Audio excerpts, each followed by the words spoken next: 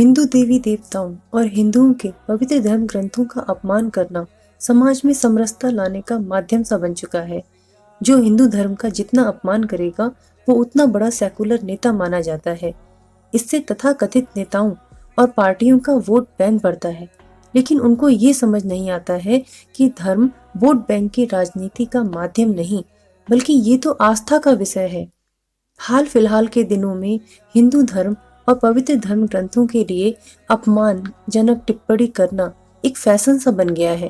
कुछ प्रमुख नेताओं द्वारा दिए गए विवादित बयानों पर आज चर्चा करते हैं। तमिलनाडु सरकार में युवा मामलों के मंत्री व खेल मंत्री और डीएमके पार्टी के मुख्यमंत्री एमके स्टालिन के बेटे उदयनिधि स्टालिन ने सनातन धर्म पर विवादित बयान देते हुए कहा कि सनातन धर्म मच्छर से फैलने वाले डेंगू और मलेरिया की तरह है और इसे खत्म करना है। वहीं डीएमके पार्टी के मुख्यमंत्री स्टालिन के बेटे उदयनिधि के सनातन धर्म विरोधी बयान देने के बाद अब डीएमके के एक अन्य नेता ए राजा ने भी सनातन धर्म की तुलना एचआईवी और कुष्ठ रोग से कर दी है। ए राजा ने ये कहा कि सनातन धर्म को एक ऐसी बीमारी के रूप में देखा जाना चाहिए जो एचआईवी और लेप्रोसी की तरह एक सामाजिक अपमान है।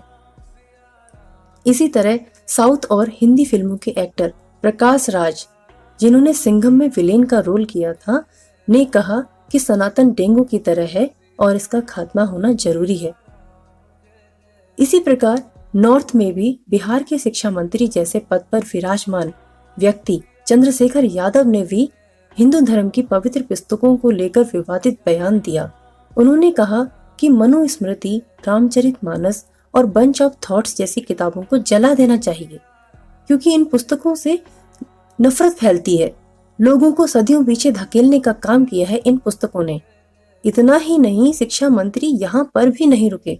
उन्होंने रामचरितमानस की तुलना पोटेशियम साइनाइड से कर दी और हिंदुओं का अपमान करते हुए जन्माष्टमी के मौके पर मोहम्मद पैगंबर साहब को मर्यादा पुरुषोत्तम भी कह चुके हैं।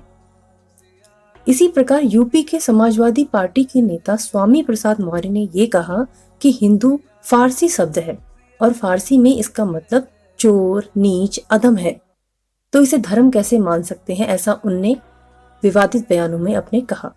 इसके बाद भी वो समय समय पर हिंदू धर्म विरोधी बयान देते रहते हैं।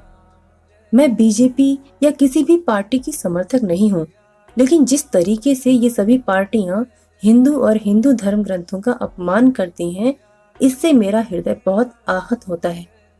जैसे कांग्रेस को भगवत गीता में जिहाद दिखता है, तो लालू यादव की पार्टी आरजेडी का मानना है कि रामचरितमानस में नफरत की बातें लिखी हैं।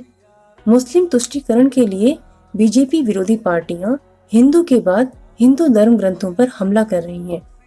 कोई कहता है कि देश को हिंदुत्व से खतरा है, तो कोई हिंदुत्व की तुलना बोको हराम और आईएसआईएस से भी करता है।